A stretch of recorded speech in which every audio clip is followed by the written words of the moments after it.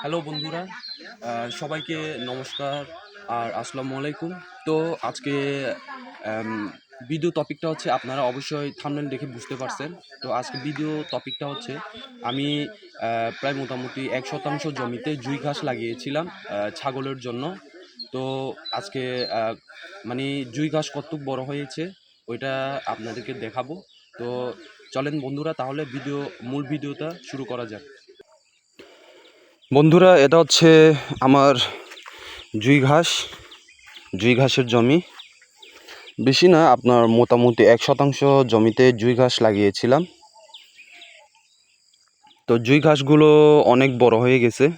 আসলে আমি এটা অর্ডার করেছিলাম আপনার শেখ অ্যাগ্রো ফার্ম থেকে।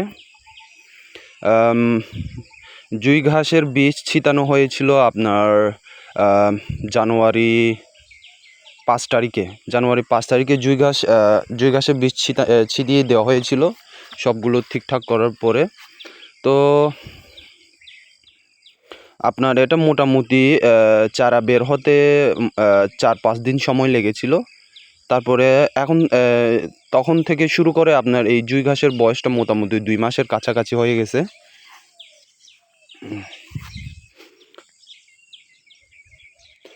আপনার এই জুঁই ঘাস কিন্তু ছাগল অত্যন্ত ওরা মজা করে খায়। এটা হচ্ছে ওদের প্রিয় ঘাসও বলা যায় এক ধরনের। মানে তো এখানে আপনার 16 থেকে 18% মতো মোটামুটি প্রোটিন আছে। তো আমি আপনাদেরকে ঘুরে দেখাই। আসলে এখানে কিন্তু আপনার যে অর্ধেক যেটা দেখতে পাচ্ছেন এগুলো হচ্ছে একবার করে কাটিং করা হয়েছে, একবার করে কাটা হয়েছে। আর এদিকে কিন্তু বড় হয়ে গেছে, আবারও কাটা যাবে। জুঁই ঘাস মূলত আপনারা যদি ভালো করে এগুলো পর্যবেক্ষণ করেন, দেখাশোনা করেন, একবার কাটার পরে সার ছিটিয়ে আবার পানি সেচ দিয়ে এরকম করলে আপনার মোটামুটি 3 থেকে 4 বার কাটা যাবে। জুঁই ঘাস তো মূলত আপনার শীতকালীন এক ধরনের ফল, শীতকালীন ঘাস। এটা হচ্ছে আপনার অক্টোবর থেকে ডিসেম্বরের ভিতরে যদি আপনার লাগান তাহলে এটা কিন্তু ভালো ফলন দিবে। আর এটা আমার জুঁই ঘাস লাগাতে কিন্তু অনেক দেরি হয়েছিল একটু। জানুয়ারি মাসে লাগাইছিলাম তখন এখন কিন্তু আপনার মোটামুটি শীত চলে গেছে, চলে যাওয়ার অবস্থা। তো তারপরও মোটামুটি আলহামদুলিল্লাহ ঠিক আছে, সবগুলো ঠিকঠাক আছে। কারণ আমি ভালো করে এদেরকে যত্ন সহকারে রাখছি, এটার বিধায় কিন্তু আপনার ফলনগুলো ভালো দিচ্ছে। তো এই জায়গায় কিন্তু আপনার এই জুঁই ঘাসগুলো সবগুলো কাটা হয়ে গেলে, যদি 3-4 বার কাটা হয়ে গেলে যদি আপনার গাছ যদি আবার না উঠে, তাহলে আমি এখানে ভাবছি আপনার বাজরা ঘাস যেটা আছে ওইটা কিন্তু ভালো ফলন দেয়, বাজরা ঘাসটা লাগাবো। তো আপনাদেরকে ঘুরে দেখাই। এদিকে কিন্তু গতকালকে না, মোটামুটি 2 দিন হয়েছে কাটিং করা হয়েছে, আবারও কিন্তু বের হয়ে গেছে।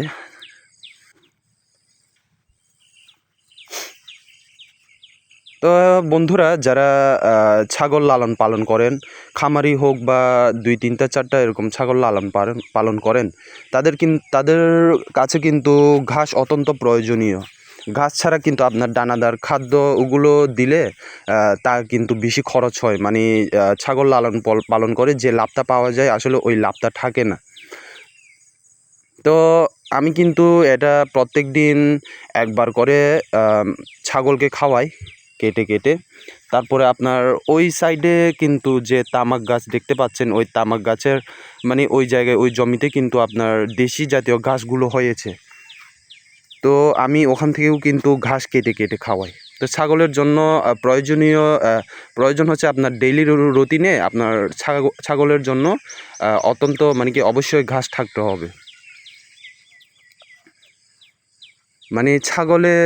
ছাগল লালন পালন করতে চাইলে ঘাস ছাড়া কিন্তু আপনার যে লাভ জিনিসটা ওইটা চিন্তা করা যায় না। অবশ্যই ঘাস লাগে ছাগলের জন্য। তো বন্ধুরা, আমি ঘুরে দেখাই। বেশি না, 1% জমির মতো হবে, এখানে আমি ঘাস লাগাইছি, জুঁই ঘাস।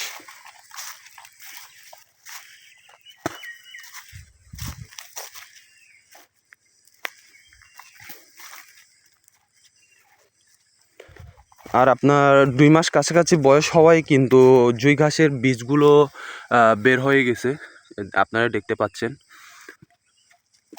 আর এই সাইডে যে আমি সুতা বেঁধে রাখছি, এই সাইডেগুলো আমি ভাবছি যে আপনার বীজগুলো সংগ্রহ করব ওইটার কারণে।